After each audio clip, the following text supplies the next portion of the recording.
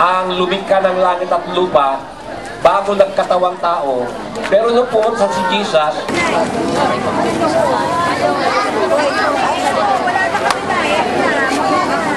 yung ating mga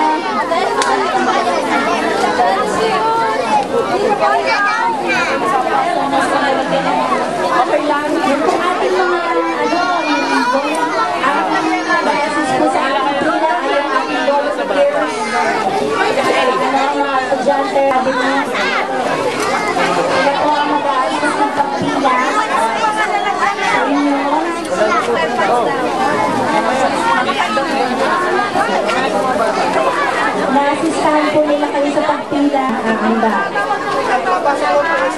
Sa mga bata ko ngayon. Ay, okay.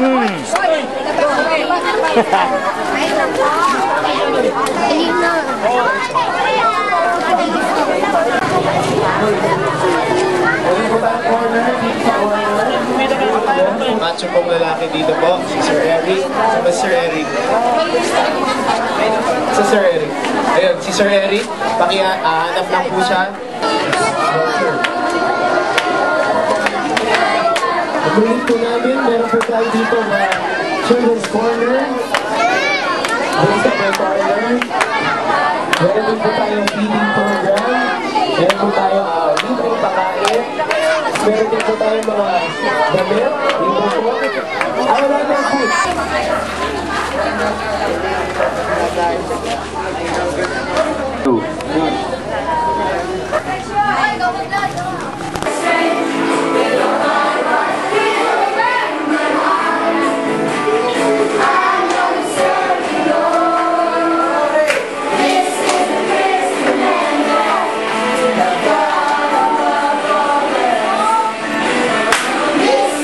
Good morning. Today, 7:30, December 19, 2009. Ito po ang first batch who will receive our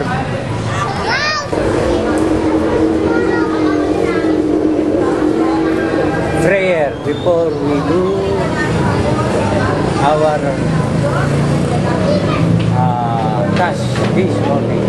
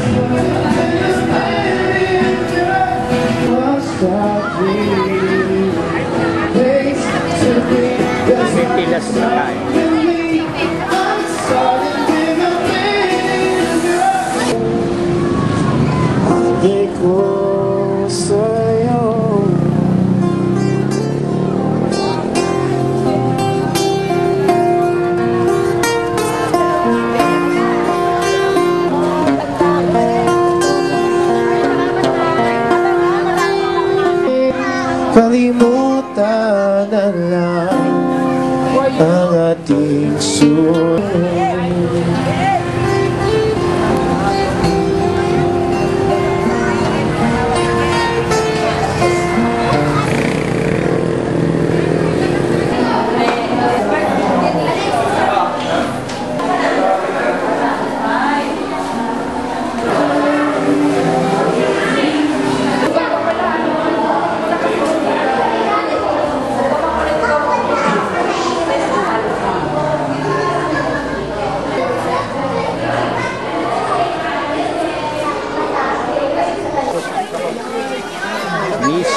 In Calauan Relocation Center of our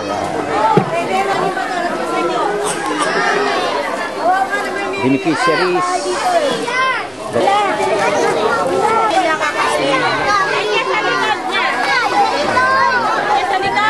niya.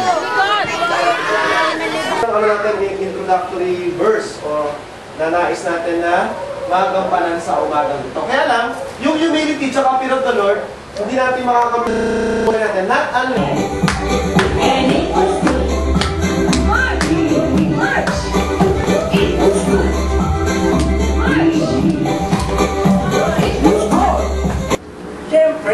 Okay. So, gaya nga sabi natin kanina, nung pumunta dito ang Panginoong Yesus ang hanggan. Kasi, maaalala natin na nung unang panahon ang ginawa. Okay. May mga tanong pa ba kayo, Anthony tsaka Antoinette? Anong ginawa ni Jesus Christ? Aba, naalala mo yung cross? Cross? Doon sa cross, doon siya namatay. Ah! Doon siya... Yun, galing talaga nila. Tinali? Pinako! Yun. Pinako! Pinako, ang sakit yun, no? Parang ganito yan eh. Parang ganyan, no? Joke lang. Mas masakit pa yan kasi yun, daliri ko pa lang. Ano pa kaya kung yung bakal na napakot? Church na doon sa ilalim ng lupa. Ngunit nakakalungkot na si Jesus ang lumikha.